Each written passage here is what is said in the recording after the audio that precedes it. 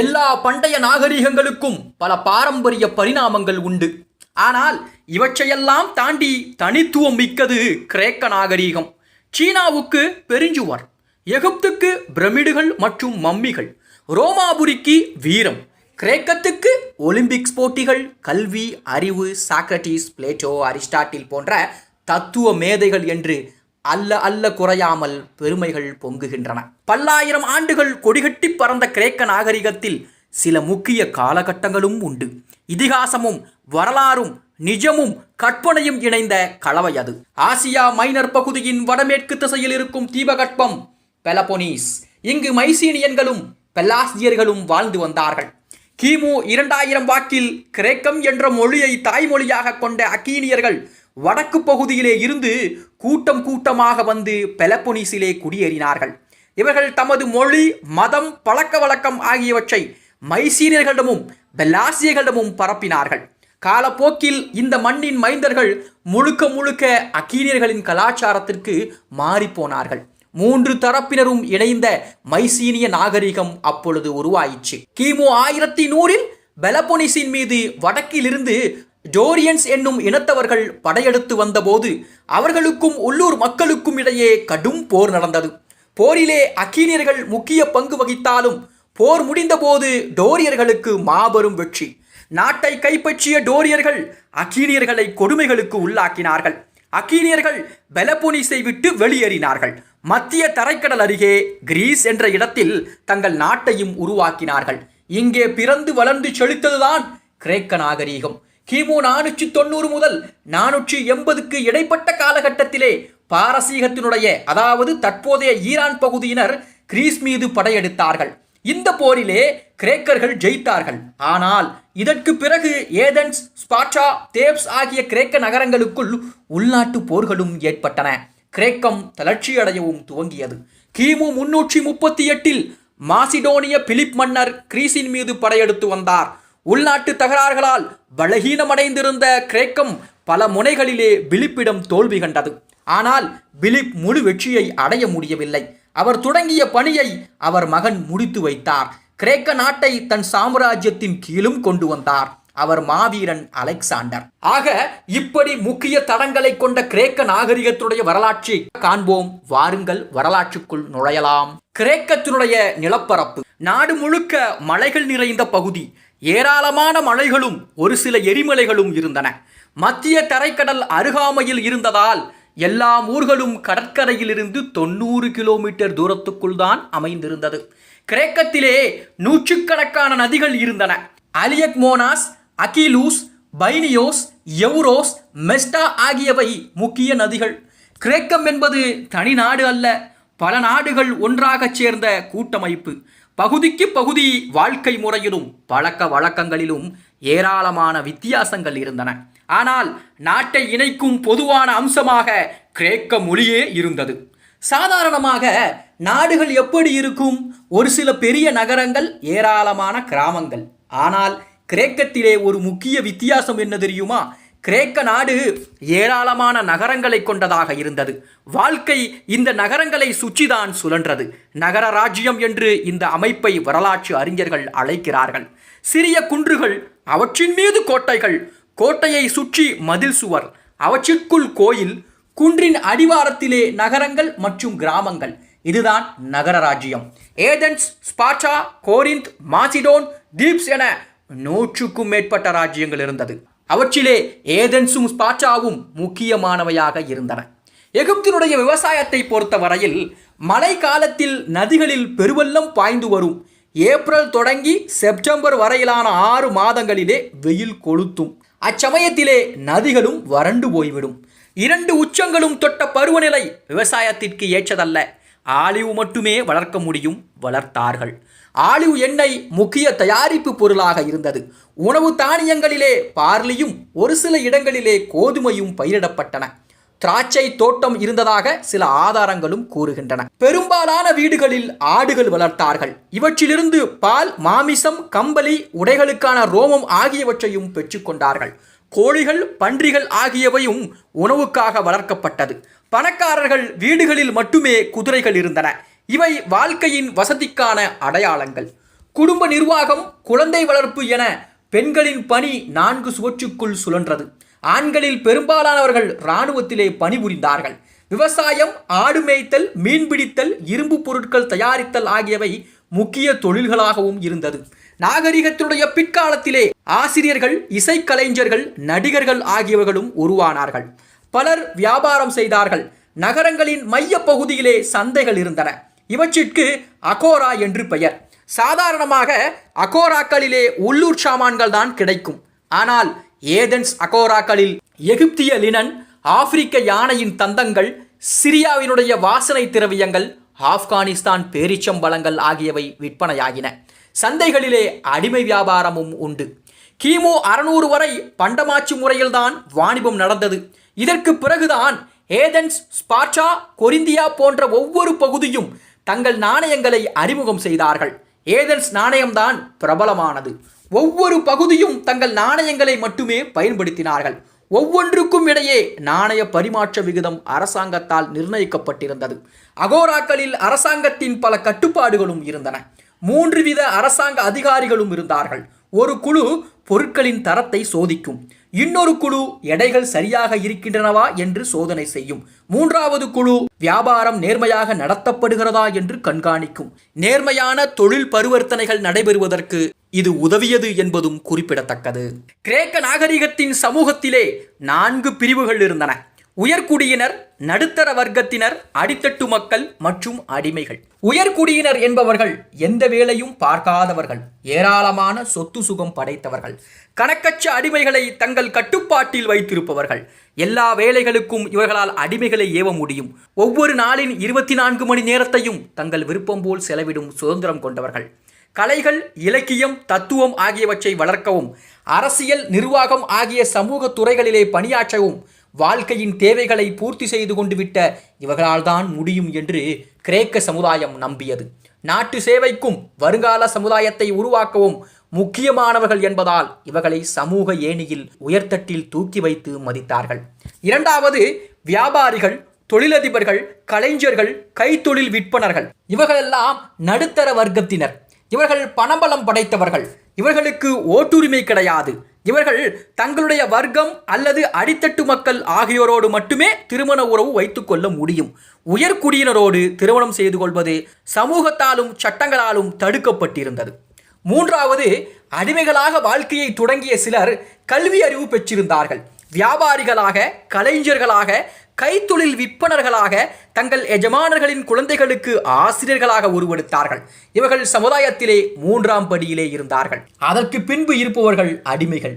அடிமைகள் பரிதாபத்திற்குரிய ஆத்மாக்கள். யுத்த கைதிகள், அனாதைகள், குற்றவாளிகள், அடிமையின் குடும்ப வாரிசுகள் ஆகியோர்தான் அடிமைகள். ஒரு சில கருணைமிக்க குடும்பங்கள் இவர்களை அன்போடு நடத்தியதும் கல்வி கற்க அனுமதித்ததும் நிஜம் என்ற போதும் பெரும்பாலான குடும்பங்களில் அரை வயிற்று சோறு, தூக்கமே இல்லாமல் இடுப்பு ஒடியும் வேலை, சின்ன சின்ன தவறுக்கும் ரத்தம் பீறி வரும் சாட்டை அடி என ஓடியது இவர்களின் வாழ்க்கை. கிரேக்கம் என்பது ஒரே நாடாக இருந்த போதிலும் ஆட்சி முறை நகர ராஜ்யங்களுக்கு மத்தியிலே மாறுபட்டு நின்றது. உதாரணமாக ஸ்பார்ட்டாவிலே மன்னராட்சி நடைபெற்றது. ஆனால் ஏதென்ஸிலே கிமு 1066 வரை மன்னராட்சி நடந்தது. அதற்கு பிறகு மாஜிஸ்ட்ரேட் நகர ராஜ்யத்தின் தலைவராக மாறினார். மக்களாட்சியும் மலர்ந்தது. இந்த முறையிலே உயர்குடியினர் மட்டுமே வாக்குரிமை பெற்றவர்களாக இருந்தார்கள். இவர்களுக்கு உள்ளே ஓட்டளிப்பதற்கான வயது 20 என தீர்மானிக்கப்பட்டது. கிரேக்கத்தினுடைய நகர ராஜ்யத்திலே 2 சபைகள் இருந்தன. போலே என்பது மேல் சபை, எக்லீசியா என்பது கீழ் சபை. மேல் சபையினுடைய அங்கத்தினர் எண்ணிக்கை 500. கிரேக்கத்திலே 10 வகையான மரபு குடியினர் இருந்தார்கள். ஒவ்வொரு மரபிலிருந்தும் 30 வயதுக்கு மேற்பட்டவர்கள் 50 நபர்கள் குலுக்கல் முறையிலே போலோவினுடைய அங்கத்தினர்களாக தேர்ந்தெடுக்கப்பட்டார்கள். இவர்களுடைய பதவிகாலம் 1 வருடம். எக்லீசியாவிலே விவாதிக்க வேண்டிய முக்கிய பிரச்சனைகள் எவை என்று போலேதான் வடிகட்டி முடிவு செய்யும். அப்படி வடிகட்டப்பட்ட அந்த விஷயங்கள் மட்டுமே எக்லீசியாவிலே பரிசீலனைக்கு வரும். அதை போல போலே எனும் இந்த மேல் சபை விடுமுறை நாட்களை தவிர்த்து மீதி எல்லா நாட்களிலும் கூடக்கூடியதாக இருந்தது. அதை போல கீழ் சபையான எக்லீசியாவிலே 2 வருட இராணுவ அனுபவம் பெற்ற வாக்குரிமை வயதை எட்டிய எவரும் உறுப்பினராக முடியும். எக்லீசியா 40 நாட்களுக்கு ஒரு முறை கூடும். எல்லோரும் பேசுவதற்கு அனுமதியும் வழங்கப்படும். பிரச்சனைகளை விவாதித்ததற்கு பின்பு கையை உயர்த்துவதன் மூலமாக வாக்கு எடுக்கப்படும். சில சமயங்களில் ரகசிய வாக்கும் நடத்தப்பட்டதுண்டு. எக்லீசியாவிலே 40,000 அங்கத்தினர்கள் இருந்தார்கள். குறைந்தபட்சம் 6,000 பேர் வந்தால்தான் கூட்டம் நடத்தலாம்.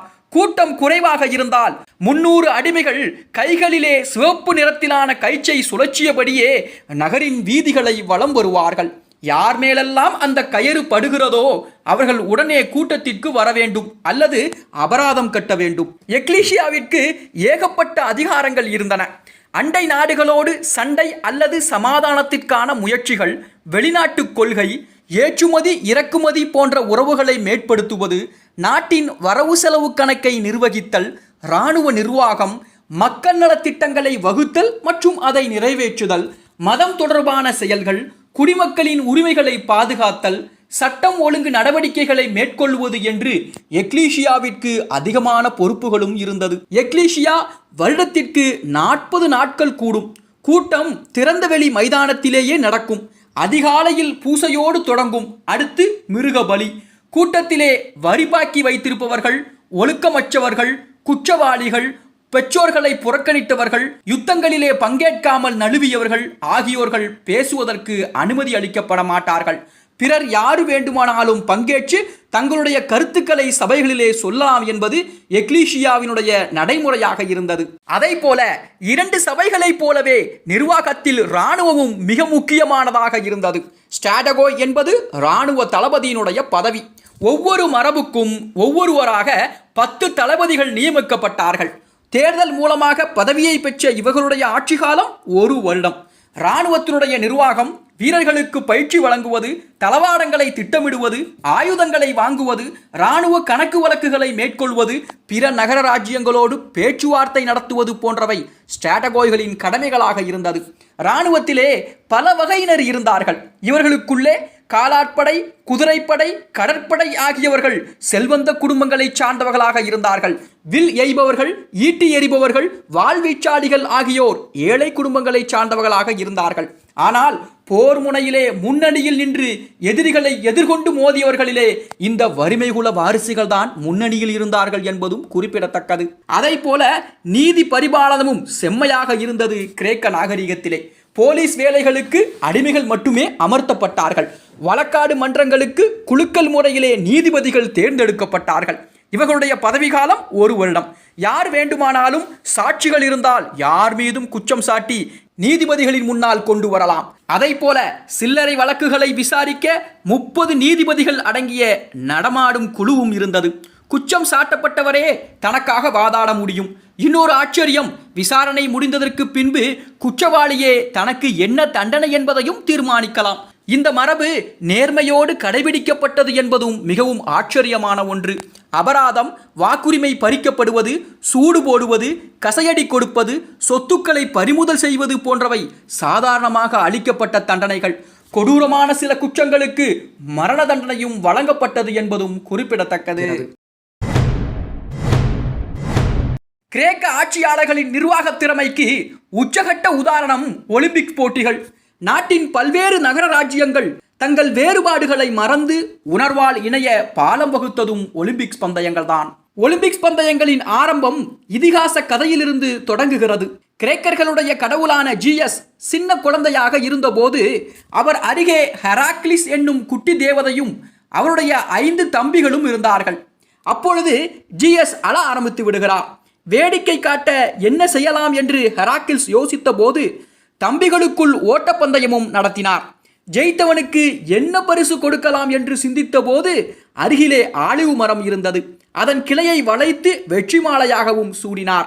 ஆக இதிகாச கதைகளின் பின்னணியில் ஜியஸுக்கு வழிபாடாகவும் விழாவாகவும் ஒலிம்பிக்ஸ் போட்டிகள் தொடங்கப்பட்டன. ஒலிம்பிக்ஸ் பந்தயங்கள் மிக மிக பழமையான காலத்திலே தோன்றியவை என்று இதிகாசங்கள் சொன்னாலும் கிமு 776 முதல் ஒலிம்பிக்ஸ் போட்டி நடத்தப்பட்டதற்கான ஆதாரங்கள் இருக்கின்றது. பெலப்பனீஸ் பகுதியிலே இருக்கும் ஒலிம்பியா நகரம்தான் ஒலிம்பிக்ஸ் போட்டிகள் நடத்துவதற்கு தேர்ந்தெடுக்கப்பட்ட இடம். 4 ஆண்டுகளுக்கு ஒரு முறை போட்டிகள் நடந்தது. ஹெராக்கிள்ஸ் நினைவாக துவங்கப்பட்ட ஓட்டப்பந்தயம்தான் மிக முக்கிய இடத்தை பிடித்தது. மாரத்தான் என்னும் நெடுந்தூர ஓட்டம் கிபி 1896 சேர்க்கப்பட்டது என்பதும் குறிப்பிடத்தக்கது. இதற்கு சுவாரஸ்யமான வரலாற்று பின்னணியும் உண்டு. கிமு 700 காலகட்டத்திலே அண்டை நாட்டு பாரசீகர்கள் ஏதென்ஸ் மீது படையெடுத்து வந்தார்கள். எல்லையிலே எதிரிகள் நின்றபோது ஏதென்ஸ் நிலைமையை எடைபோட துவங்கியது. ஆனால் எதிரிகளிடத்திலே போதிய படைகளும் தளவாடங்களும் இல்லை என்பதை உணர்ந்து கொண்ட ஏதென்ஸ் 140 மைல் தொலைவில் இருக்கக்கூடிய ஸ்பார்ட்டாவினுடைய உதவி கிடைத்துவிட்டால் நிச்சயம் போர்க்களத்தில் வெற்றி பெறலாம் என்றும் தீர்மானித்தார்கள். ஆனால் எல்லையிலே எதிரிகள் நிற்பதால் மின்னலென செய்தியை அனுப்ப வேண்டும்.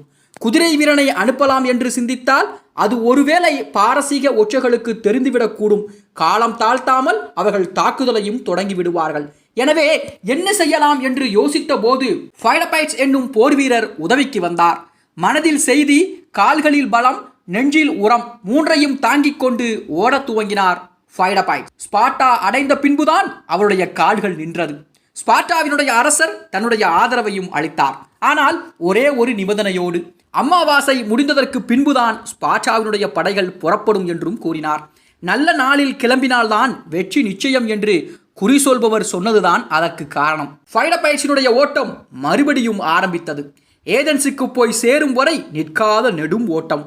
உதவி வரப்போகிறது என்னும் உத்வேகம் ஏதென்ஸ் வீரர்களுக்கு எக்கச்சக்க துணிச்சலையும் கொடுத்தது, பலத்தையும் கொடுத்தது. ஸ்பார்ட்டாவினுடைய உதவி வரும் முன்பே பாரசீக படையினரை ஓட ஓட விரட்டினார்கள் ஏதென்ஸ் வீரர்கள். ஆனால் தலைநகர் ஏதென்ஸுக்கு இந்த சந்தோஷ சமாச்சாரத்தை உடனடியாக சொல்ல வேண்டுமே என்று சிந்தித்த போது அவர்களுடைய மனதில் வந்த நபர் ஃபைடபைட்ஸ். ஃபைடபைட்ஸை தளபதி அழைத்து நாட்டு மக்களிடம் இந்த மகிழ்ச்சியான செய்தியை சொல்லுங்கள் என்று கூறினார்.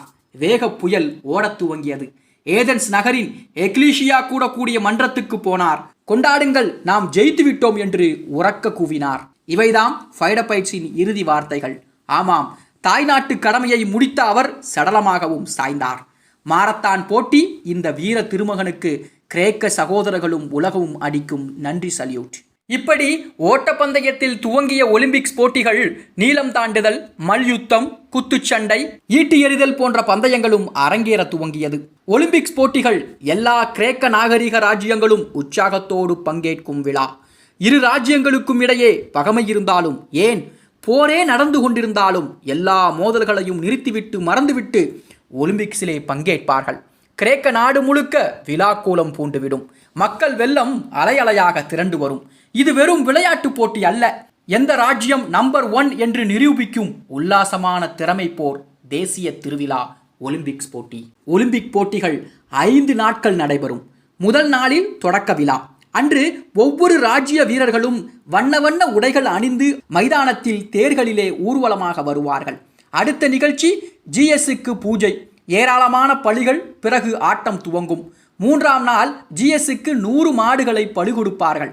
குத்துச்சண்டைகள், மல்யுத்தம், குதிரை பந்தயம் ஆகிய போட்டிகளும் தொடரும். கடைசி நாள் மயிர் கூச்செறிய வைக்கும் ரத போட்டி நடைபெறும். 5ஆம் நாள் போட்டிகள் எல்லாம் முடிந்த பின் பரிசளிப்பு விழா நடைபெறும். வெற்றி பெற்றவரின் பெயர், அவருடைய குடும்ப விவரம் ஆகியவற்றை அறிவிப்பாளர் உரக்க படிப்பார். மக்கள் கரவொலி மைதானம் முழுக்க எதிரொலிக்கும். ஆலிவ் மர இலைகளால் ஆன மாலைகள் தாம் பரிசுகள். விளையாட்டு வீரர்களை உந்தி தள்ளியது பொன்னும் பொருளும் அல்ல, ஆலிவ் மாலைகள் தான். அதை போல ஒலிம்பிக்ஸ் போட்டிகள் 2 சோகங்களை உள்ளடக்கியது. பண்டைய கிரேக்கத்தில் ஒலிம்பிக் போட்டிகளை பார்க்க பெண்களுக்கு அனுமதி கிடையாது. அதை போல ரோமர்கள் கிரேக்கத்தை தங்கள் ஆட்சியின் கீழ் கொண்டு வந்த போது கிபி 394 ஒலிம்பிக் போட்டிகளை நிறுத்திவிட்டார்கள். மறுபடியும் ஒலிம்பிக் தொடங்கியது கிபி 1896 தான். ஒலிம்பிக்ஸ் போட்டிகளுக்கு அடுத்து பிரபலமான பொழுதுபோக்கு என்றால் அது கதை சொல்வதும் கதை கேட்பதும் தான். இதற்கு 2 காரணங்கள் உண்டு. கிரேக்கர்கள் கூட்டு குடும்பங்களாக வாழ்ந்தார்கள். குடும்பம் என்றால் கணவன், மனைவி, குழந்தைகள் என்ற அளவில் நின்று விடாது. தாத்தா, பாட்டி, பெரியப்பா, சித்தப்பா, மாமன், மாமி, பேரன், பேத்தி என்று அத்தனை சொந்தங்களும் சேர்ந்த குடும்பங்கள். வீட்டினுடைய பெரியவர்கள் எப்படி நேரம் செலவிடுவார்கள்? வீட்டு குழந்தைகளுக்கு கதை சொல்லிதானே. இதற்கு தேவையும் இருந்தது. ஆம், பெண் குழந்தைகள் பள்ளிக்கு அனுப்பப்படவில்லை. அவர்களுக்கு எப்படி நீதிகள் போதிப்பது? கதைகள் மூலமாகத்தான். பெரியவர்கள் குழந்தைகளுக்கு கதைகள் சொல்வார்கள். ஆண்களும் பெண்களும் கூடும்போது தங்களுக்குள் நாடோடி கதைகளை பகிர்ந்து கொள்வார்கள். தெரு பாடகர்களும் அவர்களில் உண்டு. இவர்கள் கதைகளை ராகம் போட்டு பாடுவார்கள். அவற்றில் தங்கள் கற்பனைகளை கலப்பார்கள். நாட்டில் ஏராளமான முழுநேர தெருப்பாடகர்களும் இருந்தார்கள். நாட்டில் மட்டுமல்ல, யுத்த களங்களுக்கும் போர் வீரர்களுக்கு உற்சாகமூட்ட தெரு பாடகர்கள் அழைத்துச் செல்லப்படுவார்கள். அதை போல கதைகள் பிடித்தவர்களுக்கு அத்தோடு இசையும் நடிப்பும் இணைந்தால் இன்னும் பிடிக்கும் அல்லவா? எல்லோருக்கும் பிடித்த இன்னொரு பொழுதுபோக்கு நாடகம் பார்த்தல். டயோனிசஸ் என்பவர் மதுபானம் மற்றும் மகிழ்ச்சியின் கடவுளாக கிரேக்கர்கள் போற்றினார்கள். இவருக்காக அடிக்கடி கொண்டாட்டங்கள் நடத்தப்படும். அப்பொழுது நாடகங்கள் போடுவார்கள். இவை இசை நிறைந்த நாடகங்கள். 24 இசைக்கலைஞர்கள் பல கருவிகளோடு பாடுவார்கள், நடிப்பார்கள். தாங்கள் ஏற்கும் வேடத்திற்கு ஏற்ற முகமூடிகளை அணிந்து கொள்வார்கள். நாடகங்கள் நடத்துவதற்காக அரசாங்கம் எல்லா நகரங்களின் மையப்பகுதிகளிலும் அரங்கங்கள் கட்டி வைத்திருந்தார்கள். 10,000க்கும் மேற்பட்ட கல் இருக்கைகள் கொண்ட மாபெரும் அரங்கங்கள் அவை. நிகழ்ச்சிகள் நடக்கும் போது இங்கே ரசிகர் கூட்டம் பொங்கி வழியும். ஆக கதைகளை கலாச்சாரமாக கொண்ட நாட்டிலே இதிகாசங்கள் இல்லாமலாயிருக்கும். கிரேக்க நாட்டிலே இலியட் மற்றும் ஒடிசி ஆகிய 2 இதிகாசங்கள் புகழ்பெற்றவையாக இருந்தது. இது இரண்டையும் எழுதியவர் ஹோமர் என்பவர். பிறவியிலேயே கண் பார்வை அற்றவராக இருந்த இவர் இந்த 2 காவியங்களையும் உருவாக்கியிருப்பது ஆச்சரியப்படத்தக்க உண்மை. இப்படி பல்வேறு அம்சங்களை கொண்ட கிரேக்கம் பல அறிவியல் மேதைகளையும் தத்துவ மேதைகளையும் கொண்டிருந்தது. கிமு 580 முதல் 500 வாக்கிலே வாழ்ந்த பைத்தாகோரஸ் கணித மாமேதையாவார். செங்கோண முக்கோணங்கள் குறித்த a2 + b2 = c2 என்ற சமன்பாட்டை இவர்தான் கண்டுபிடித்தார். அனக்சகோரஸ் கிமு 500 காலகட்டத்தில் பிரபஞ்ச கொள்கைகள், கிரகணத்திற்கான காரணங்கள் ஆகியவற்றை கண்டுபிடித்தார். ஹிப்பார்கஸ் கிமு 127 வாக்கில் வாழ்ந்தவர். வானியல், கணிதம் ஆகியவற்றிலே தேர்ந்தவர். பிரபஞ்சத்தினுடைய மத்தியில்தான் பூமி இருக்கிறது என்று சொன்னவர். அட்சரேகை, தீர்க்கரேகை ஆகியவற்றை கண்டுபிடித்ததோடு 850 விண்மீன்களின் பட்டியலையும் உருவாக்கினார். கிமு 460 காலத்தில் வாழ்ந்த ஹிப்போக்ரட்ஸ் உயிரியல் மேதையாவார். நோய்கள் கடவுள்களின் கோபத்தால் வருகின்றன என்னும் அன்றைய மூட நம்பிக்கைகளை தகர்த்து எறிந்து அவை சுற்றுச்சூழல்களால் வருகின்றன என்று எடுத்துச் சொன்னார். இவர் உலக மருத்துவத்திலே முக்கியமானவராகவும் கருதப்படுகிறார்.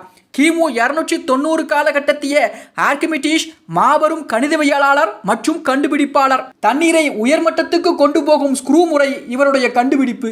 அறிவியல் மேதைகளை போன்று பல தத்துவ மேதைகளும் இருந்தார்கள். அவற்றிலே முதலாமவர் சாக்ரட்டிஸ். கிமு 470 வாக்கில் வாழ்ந்தவர். துருவி கேட்கும் கேள்விகள் மூலம் அவரோடு உரையாடுபவர்கள் தங்கள் அறியாமையை உணர்ந்து ஞானம் தேட வேண்டும் என்பது இவருடைய சித்தாந்தம். சிந்திக்க வைத்து இளைஞர்களை இவர் கெடுக்கிறார் என்று குற்றம் சாட்டிய அரசு ஹெம்லக் என்னும் நஞ்சு கொடுத்து இவரை கொன்றது. அடுத்தது பிளேட்டோ. கிமு 428 முதல் 348 வரை வாழ்ந்தவர். 12 காலம் பல நாடுகளுக்கு பயணம் செய்தவர்.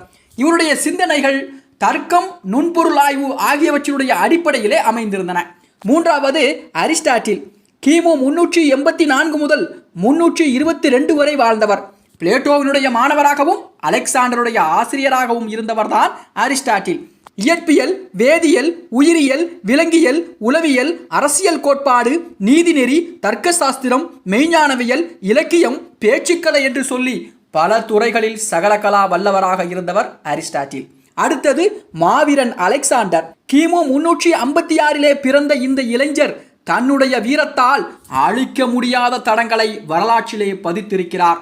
பாரசீகம் முதல் இந்தியாவினுடைய எல்லை வரை உலகின் பெரும்பகுதியை தன் குடைக்கு கீழ் கொண்டு வந்தவர். நாடுகளை வென்றதோடு மட்டுமல்லாமல் கிரேக்க நாகரிக விதைகளை சென்ற இடமெல்லாம் தூவினார்.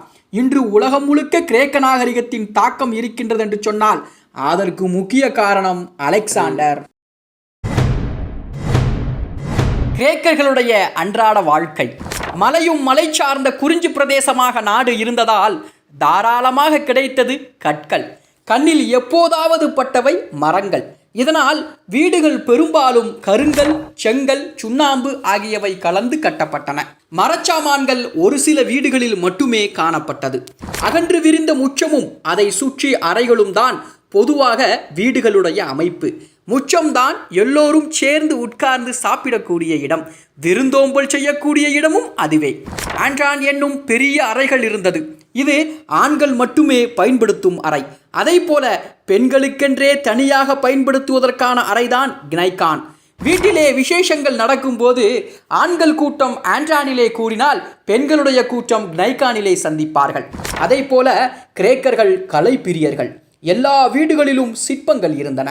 பெண்கள் கிண்ணங்கள், கூஜாக்கள், தொட்டிகள், பானைகள் ஆகிய மண்பாண்டங்களை செய்தார்கள். அவற்றில் அழகான ஓவியங்கள், கதை காட்சிகள் ஆகியவற்றை தீட்டினார்கள். இவற்றோடு சேர்த்து கைவினை கலைஞர்களின் படைப்புகளும் வீடுகளை அலங்கரித்தன. உணவை பொறுத்த வரையில் திராட்சை ரசத்தில் முக்கிய ரொட்டி, ஆலிவ், அத்திப்பழங்கள், சமைத்த மீன், சமைத்த காய்கறிகள், பச்சை காய்கறிகள், பழங்கள், தேன் ஊற்றிய இனிப்புகள் என ஏராளமான ஐட்டங்கள் கிரேக்கர்களுடைய உணவுகள். கிரேக்கர்களுக்கு கரும்பு, சீனி ஆகியவை பற்றி தெரியாது. இனிப்பு சுவைக்கு தேன் மட்டுமே பயன்படுத்தப்பட்டது. கோயில் திருவிழாக்களில் மாடு, பன்றி ஆகியவை நூற்றுக்கணக்காக பலியிடப்படும். அந்த மாமிசம் சமைக்கப்பட்டு இலவசமாக விநியோகிக்கவும் படும். பணக்காரர்கள் தவிர்த்த மற்றவர்களுக்கு மாமிசம் என்பது அப்போது மட்டும்தான். அதை போல ஏழையரும் செல்வந்தரும் எப்போதும் அருந்திய பானம் திராட்சை ரசம். பழரசம், புளிக்க வைத்த ஒயின் என இரு வகைகளிலும் ரசிக்கப்பட்டது. ஒயினை அப்படியே குடிப்பது நாகரீகமற்ற செயலாக கருதப்பட்டது. தண்ணீர் சேர்த்துதான் பருகினார்கள். சாப்பிட கரண்டிகள் கிடையாது, கைகள்தான்.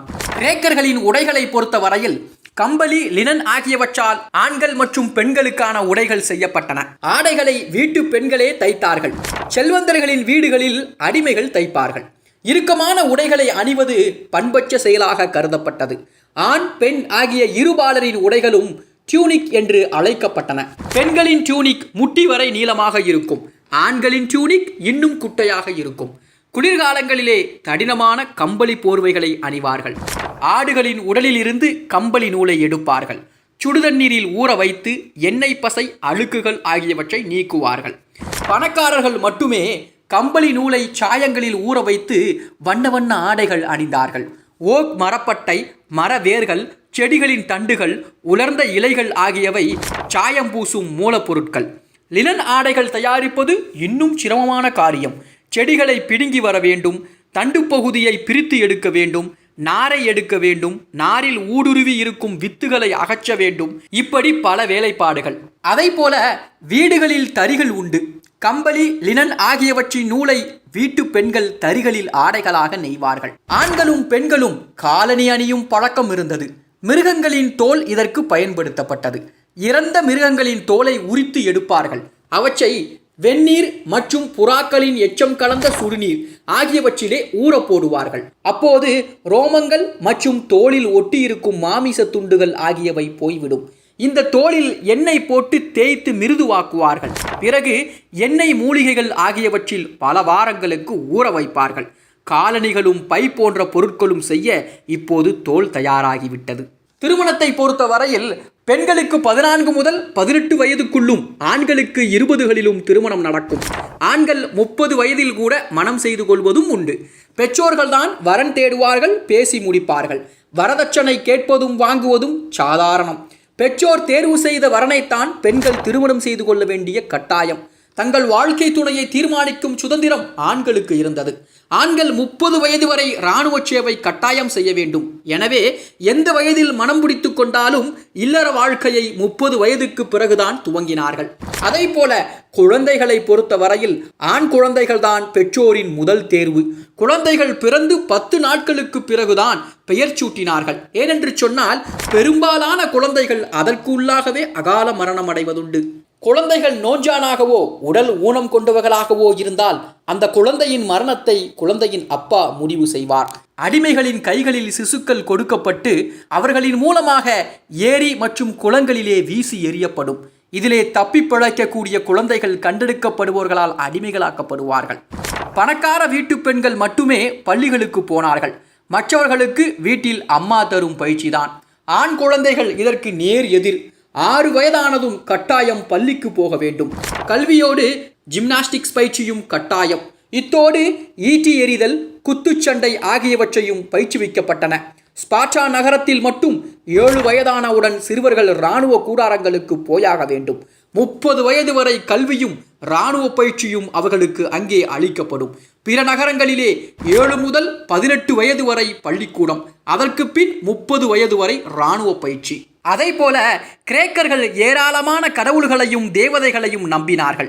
ஜிஎஸ், ஆர்எஸ், டெமெட்டர், அத்தீனா போன்றவை அந்த கடவுள்களில் குறிப்பிடத்தக்கவர்கள். மலைகளில் கற்கள் ஏராளமாக கிடைத்ததால் வீடுகள் போலவே கோயில்களும் கருங்கல், சுட்ட களிமண் செங்கல், சுண்ணாம்பு ஆகியவற்றால் கட்டப்பட்டது. கோயில்களின் கட்டமைப்புக்கு மார்பிலும், சிலைகள், தூண்கள் ஆகியவற்றிற்கு மார்பில் மற்றும் யானை தந்தம் ஆகியவையும் உபயோகப்படுத்தப்பட்டது. 3 விதமான கட்டுமான பாணிகள் அவர்களிடத்திலே இருந்தது. அவை டோரிக், அயானிக், கோரிந்தியான் என்று அழைக்கப்பட்டன. டோரிக் பாணி மிக எளிமையான பாணி. இத்தகைய கட்டடங்களில் தூண்கள் உருளை வடிவிலே இருக்கும். நேரான கோடு தூண்களுடைய உடல் முழுக்க ஓடும். மேற்பாகம் தட்டையான உருவம் கொண்டது. ஏதென்ஸ் நகரத்திலே இருக்கக்கூடிய அக்ரோபோலிஸ் என்னும் குன்றின் மீது இருக்கும் பார்த்தியான் கோயில் டோரிக் பாணியிலானது. அது அத்தீனா என்னும் கல்வி தெய்வத்தின் கோயில் என கூறப்படுகிறது. கிமு 5ஆம் நூற்றாண்டிலே அது கட்டப்பட்டது. கோயிலின் அகன்ற பிரகாரத்தை தாண்டி உள்ளே நுழைந்தால் தந்தம், வெள்ளி, தங்கம் ஆகியவற்றால் செய்யப்பட்ட 40 அடி உயர அத்தீனா சிலை இருக்குமாம். இந்த சிலை நமக்கு கிடைக்கவில்லை என்று சொன்னாலும் சிலை பற்றிய முழு விவரங்களும் உருவ அமைப்பும் கிடைத்திருக்கின்றன.